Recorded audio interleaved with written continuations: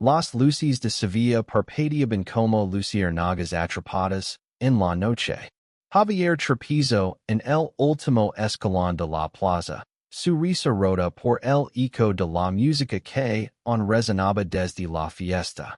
Vamos, Diego, no me dejes solo ahora, gritó, llorandos hacia su amigo, pero la plaza estaba vacía.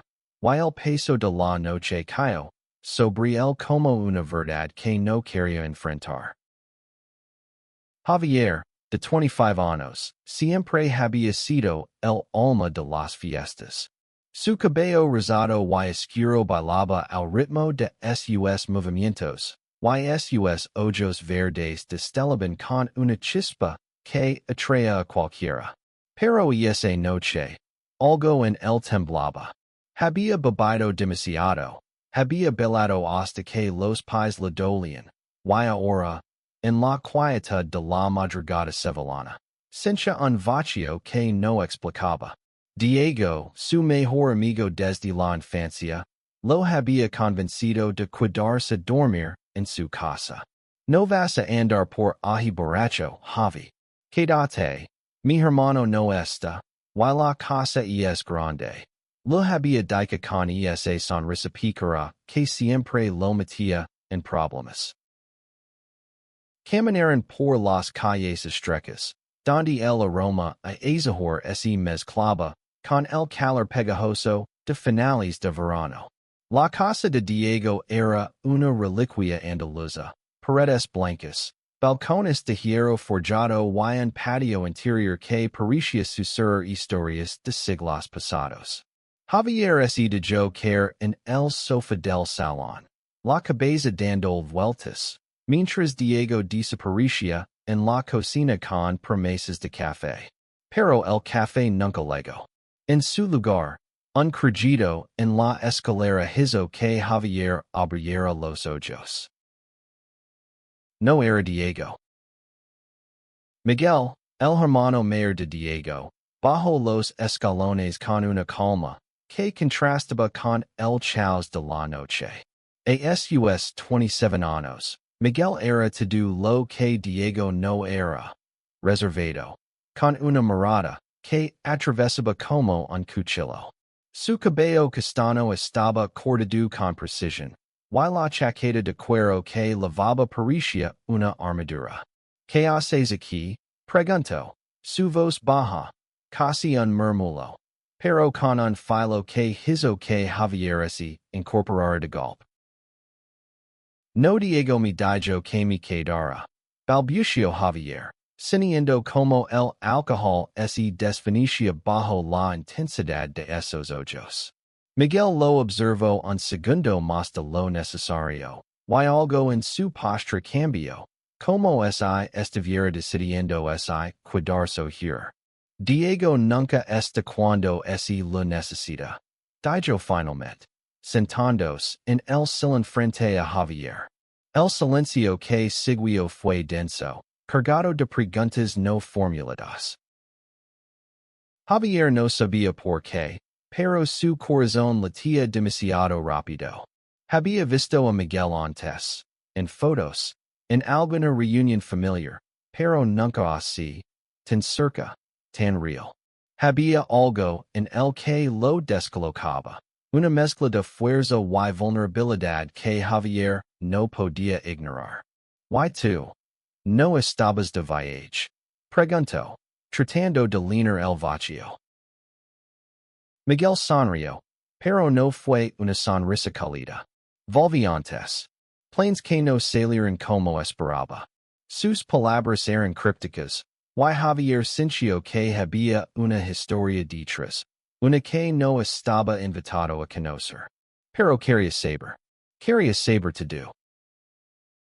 La noche avanzó, y entre conversations a medias y silencios cargados, algo comenzó a tejerse entre ellos. Javier, siempre tan abierto, tan dispuesto a reírse de sí mismo, se encontró hablando de cosas que nunca compartía. El miedo a no ser suficiente, la presión de su familia por sentar cabeza, La sensación de que siempre estaba buscando algo que no podía nombrar. Miguel lo escuchaba. Sus respuestas eran breves pero precisas, como si cada palabra estuviera medida. Y entonces, en un momento de valencia o de locura, Javier dijo: a veces siento que no encajo en ningún lado. Miguel lo miró, y por primera vez, sus ojos se suavizaron. Yo también, murmuró. Fue entonces cuando Javier notó la cicatriz apenas visible en su muñeca, una línea fina que hablaba de batallas que no se contaban en voz alta. La conversación se alargó hasta que el amanecer comenzó a filtrarse por las ventanas. Javier no sabía cómo, pero terminó con la cabeza apoyada en el hombro de Miguel, el cansancio y el alcohol venciendo cualquier barrera. No te vayas, susurró, sin saber si lo decía por la noche o por algo más grande.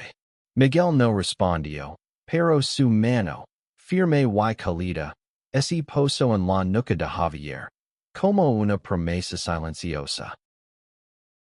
Cuando Diego apareció por la mañana, con una bandeja de café frío y una disculpa torpe, no notó la tensión en el aire. Pero Javier sí. Y Miguel también.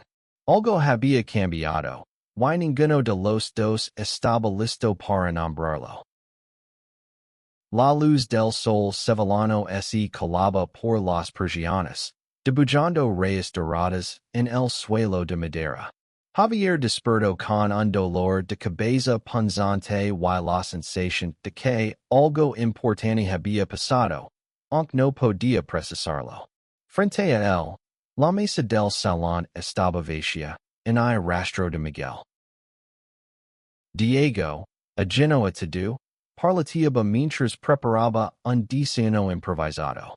Tío, anoche estabas fatal. Menos mal que te cuidaste. Dijo, riendo. Javier asintió, pero su mente estaba en otra parte. En la cicatriz de Miguel, en su voz grave, en la forma en que sus dedos habían rozado su nuca antes de que el sueño lo venciera. ¿Y tu hermano? Preguntó, tratando de sonar casual. Diego se encogió de hombres. Se fue temprano. Siempre anda en su mundo, ya sabes cómo es. Pero Javier no lo sabía. No realmente. Miguel era un enigma. Alguien que parecía llevar el peso de secretos que no compartía con nadie, ni siquiera con su hermano. Los días siguientes fueron un torbellino. Javier intentaba volver a su rutina. Clases en la universidad, noches en los bares de Triana, risas con amigos. Pero algo había cambiado. Cada esquina de Sevilla lo recordaba a esa noche. El aroma a azahar, el eco de una guitarra flamenca, incluso el calor pegajoso del verano lo transportaban a ese salón, a esa conversación que no podía sacarse de la cabeza. Una tarde, mientras pasaba por el parque de María Luisa, lo vio. Miguel estaba sentado en un banco, leyendo un libro, con esa misma chaqueta de cuero que parecía una extensión de él. Javier dudó, pero sus pies lo levaron hasta el antes de que pudiera pensarlo dos veces. ¿No te cansas de leer en sitios tan bonitos? Bromeo, señalando los jardines. Miguel alzó la vista, y por un segundo, sus ojos brillaron con algo que Javier no pudo descifrar. A veces los libros son mejor compañía que las personas, respondió, cerrando el libro con un gesto lento. Pero no se levantó, no se alejó. Invitó a Javier a sentarse con un movimiento sutil de la cabeza. Hablaron durante horas. Como es la noche en la casa de Diego no hubiera sido una casualidad, sino el comienzo de algo inevitable. Miguel era parco en palabras, pero cada phrase que decía tenía peso. Hablo de su infancia en Sevilla, de cómo siempre se sintió diferente, de cómo se fue de la ciudad para encontrarse, y volvió, en más perdido. Javier, por su parte, se abrió como nunca lo había hecho. Contó como su familia esperaba que se casara, que tuviera una vida normal, y como esas expectativas lo asfixiaban. ¿Y qué quieres tú, Javier? Preguntó Miguel, su mirada fija en él. La pregunta lo golpeó como un puñetazo. Nadie le había preguntado eso antes, no de verdad. No lo sé. Admitió, y la honestidad de su respuesta los acercó más de lo que cualquier palabra podría haberlo hecho. Esa noche, terminaron en un bar pequeño en el barrio de Santa Cruz. Entre copas de vino y risas, Javier sintió algo nuevo, una conexión que había más allá de la atracción. Pero también había miedo. Miguel era un terreno desconocido, alguien que parecía llevar una tormenta dentro de él. Y Javier no estaba seguro de querer enfrentarla.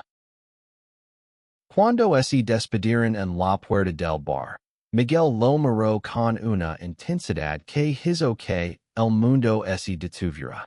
No soy bueno con esto, dijo, señalando vagamente el espacio entre ellos.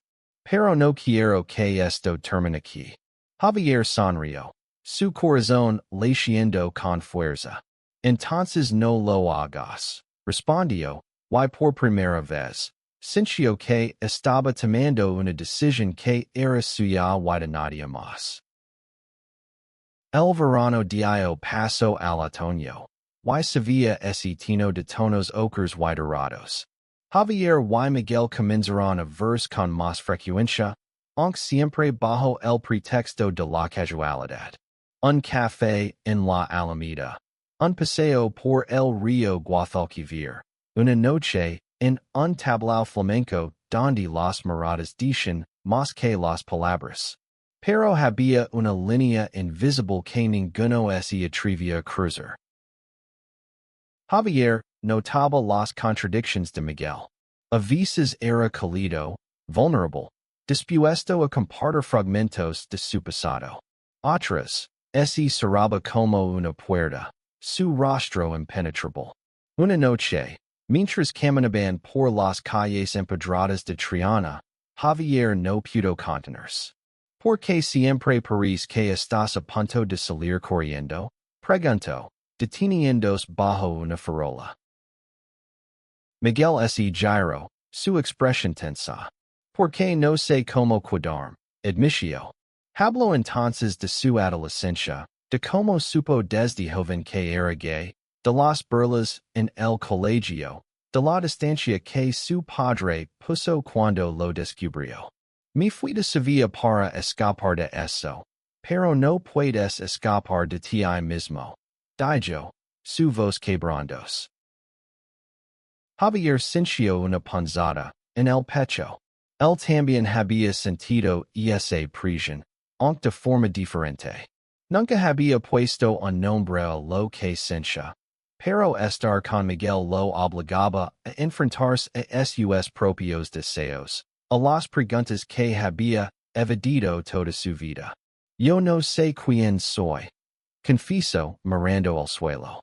Pero cuando estoy contigo, siento que estoy más cerca de descubrirlo. Esa noche, en un impulso, Miguel tomó su mano. Fue un gesto pequeño, pero en las calles de Sevilla, donde las miradas podían ser justos silenciosos, se sintió como un acto de valencia. Caminaron así, en silencio, hasta que el amanecer los encontró sentados en un banco junto al río.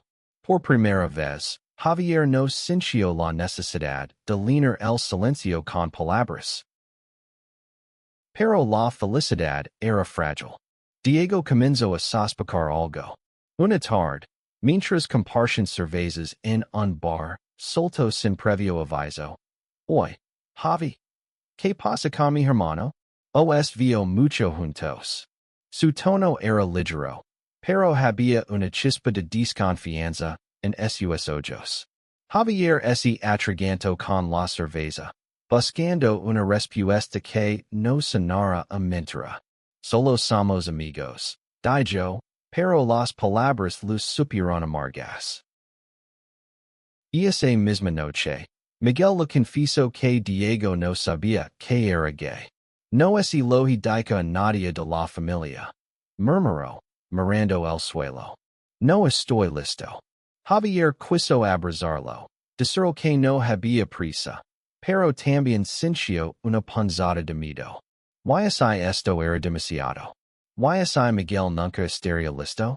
Los días siguientes fueron una danza de acercamientos y distancias. Javier se debía entre el deseo de estar con Miguel y el temor a lo que significaría. Miguel, por su parte, parecía atrapado en su propia batalla interna, entre el amor que comenzaba a sentir y el miedo a las consecuencias. Una noche, mientras compartían una botella de vino en el patio de la casa de Diego, Miguel se acercó más de lo habitual. Sus labios rozaron los de Javier, un beso fugaz pero cargado de promesas. No sé si puedo dar lo que quieres, susurró Miguel. Pero lo estoy intentando. Javier no respondió.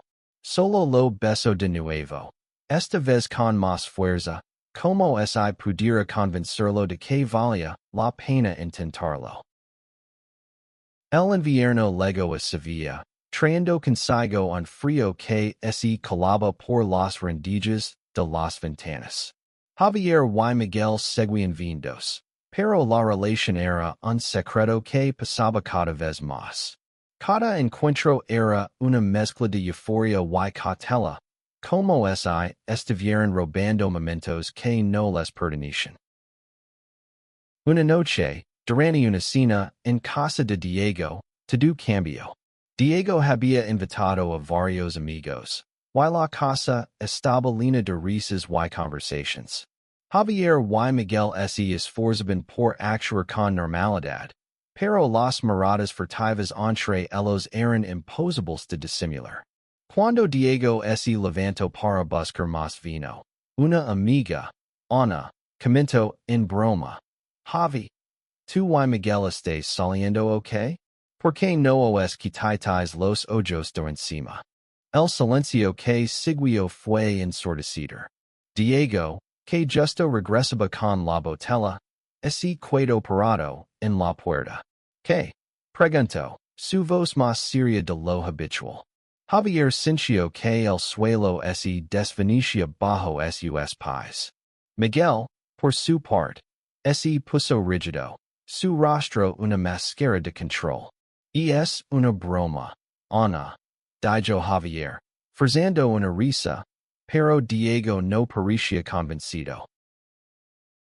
Y esa noche, después de que todos se fueron, Diego confrontó a Javier. Dime la verdad, Javi. ¿Qué pasa con mi hermano?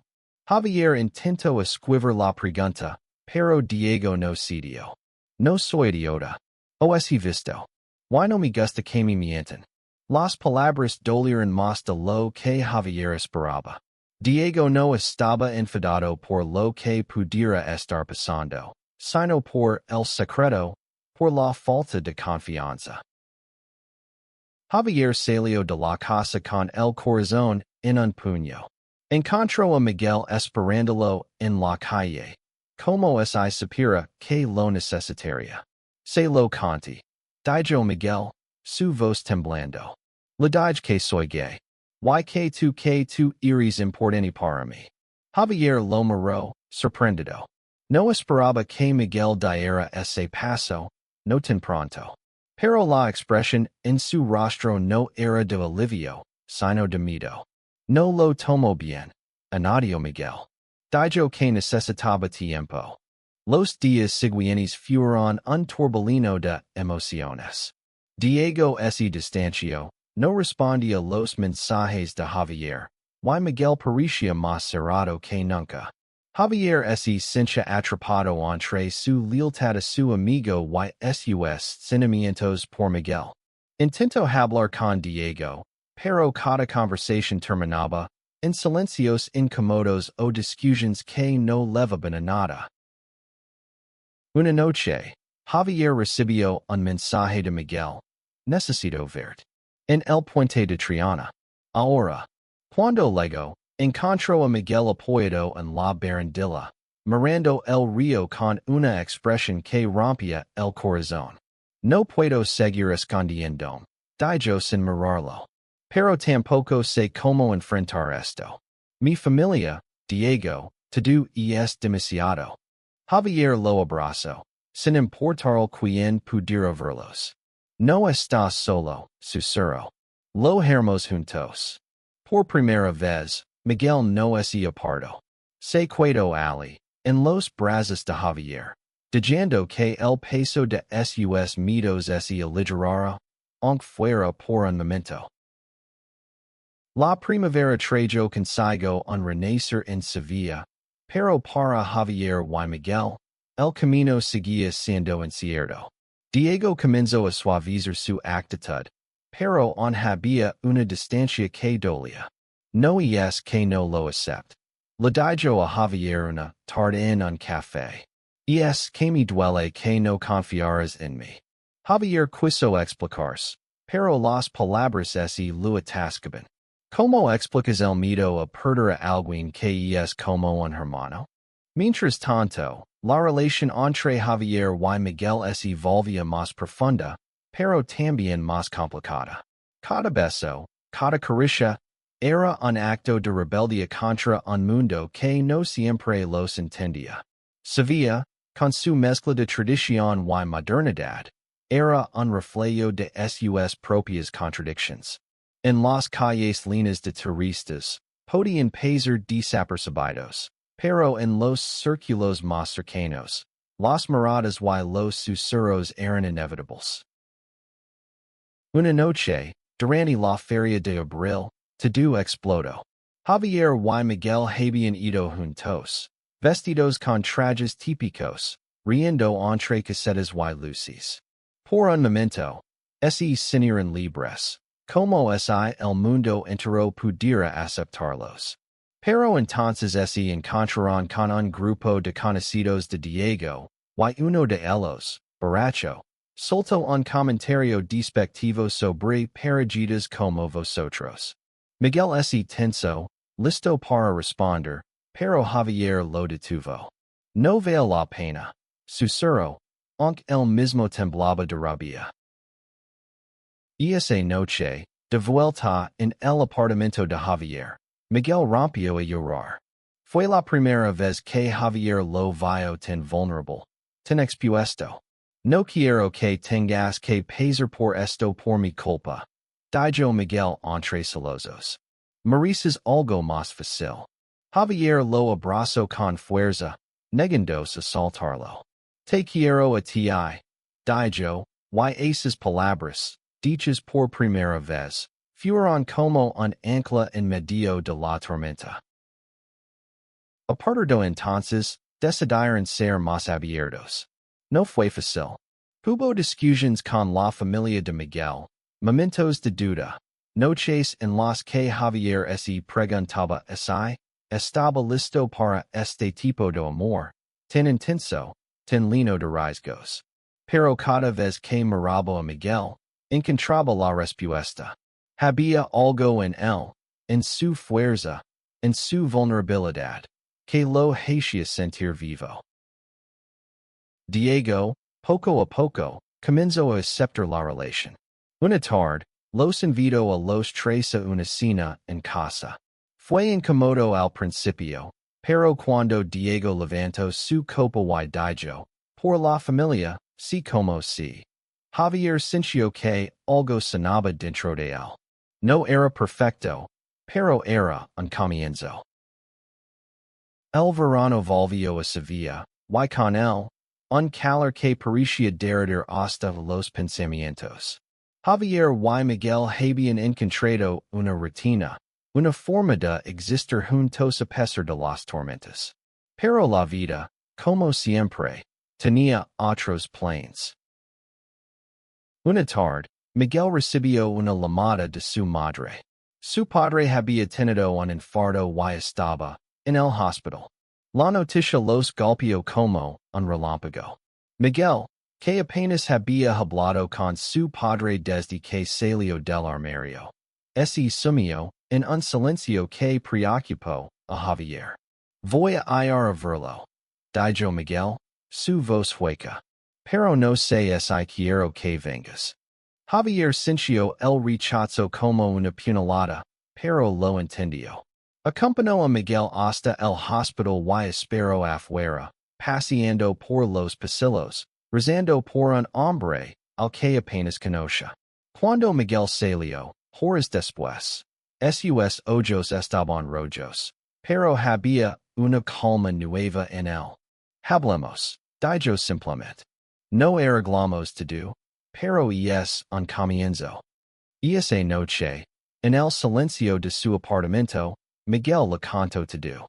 Como su padre, entre lágrimas, le había pedido perdón por los años de distancia. Como, por primera vez, sintió que podía ser él mismo sin miedo. Javier lo escuchó, sosteniendo su mano, sintiendo que el amor que compartían era más grande que cualquier obstáculo. Pero la paz no duró. Un antiguo amigo de Miguel, Carlos, apareció en Sevilla. Carlos era todo lo que Javier no era.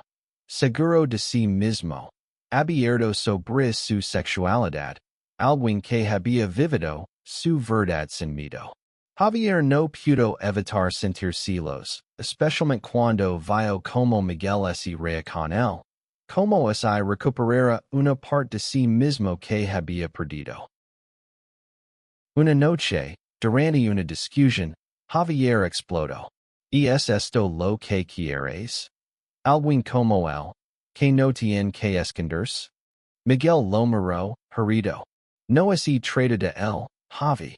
Se trata de que a veces no sé si estoy haciendo daño.